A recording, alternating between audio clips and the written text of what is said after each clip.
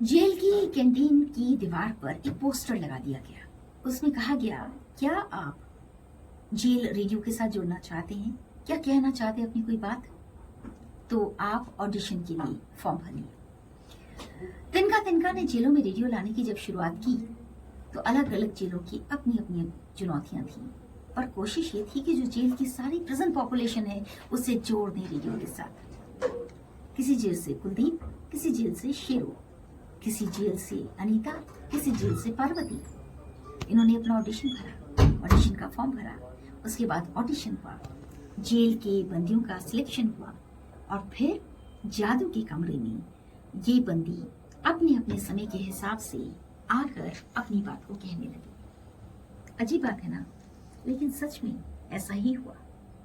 Corona आया, corona गया, पर जेल का रेडियो बना रहा, और उसने इन बंदियों की जिंदगी में सुकून और खुशी लाई।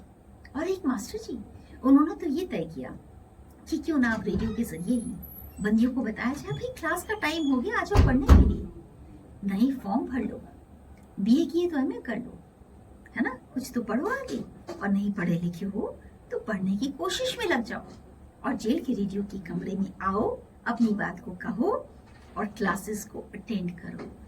आपको मालूम है, इसने बहुत बड़ा असर छोड़ा। बंदियों को लगा हाँ, अब खाली समय में पढ़ना चाहिए, और इस तरह से एक माइक्रोफोन जो पब्लिक सर्विस ब्रॉडकास्टर की तरह नॉन कमर्शियल है, अपनी मेहनत से अपनी जगह को बना सका। मैं हूँ वर्तिका मीरा। धिनक धिनक धिन धिनक धिनक धिन धिनक धिनक धिन तिनका, धिनक धिनक धिन धिनक धिनक धिन धिनक धिनक धिन तिनका। ये क्या है तिनका तिनका, ये क्या है तिनका तिनका, ये क्या है तिनका तिनका, ये क्या है तिनका तिनका।